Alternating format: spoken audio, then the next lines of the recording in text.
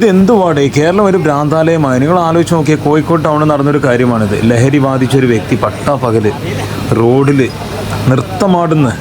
അത് നോക്കാൻ പോലീസുകാരോ ആരും ഇല്ല അവിടെ. ആ സമയത്ത് പിടിച്ച് കൂമ്പിനിട്ട് 4 പെടപടച്ചാൽ തീരാവുന്ന പ്രശ്നമുണ്ട്. ഇതൊക്കെ മറ്റുള്ള ലഹരി ബാധിച്ചവർക്ക് ഇതൊരു പ്രചോദനമാണ്. ഈ രീതിയിൽ ഒരു നിയമപാലകരും ആരും ഇല്ലാതെ ടൗണിൽ വിളയാടുന്ന കാര്യങ്ങൾ. ഇവിടെ എന്തോ ആവാമല്ലോ. ആളുകൾ പറയുന്നത് പോലെ തന്നെ കേരളം ഒരു ഭ്രാന്താലയമായി എന്നുള്ളതിൽ യാതൊരു തെറ്റുമില്ല അങ്ങനെ ചിന്തിക്കുന്നതിൽ. അങ്ങോട്ട് നോക്കൂ, എത്ര വാഹനങ്ങളാണ് ഇതിൽ കടന്നു പോകുന്നതെന്നറിയോ. ഇതിലേതെങ്കിലും ഒരു വാഹനം ആ നാറിയുടെ മേത്ത് തട്ടിക്കഴിഞ്ഞാൽ ഈ വകുപ്പ് കാര്യങ്ങളെല്ലാം മാറും. ആ സമയത്ത് ഈ ലഹരി ബാധിച്ച വ്യക്തി സിമ്പിളായിട്ട് പിടിച്ച് പോലീസ് കൊണ്ടുപോവുക, അയാൾ സിമ്പിളായിട്ട് പോകാം. വാഹനം തട്ടിയ വ്യക്തി കുടുങ്ങും, അതിലൊരു ഡൗട്ടും വേണ്ട. അപ്പോൾ ഇതാണ് നമ്മളെ കേരളത്തിൻ്റെ അവസ്ഥ.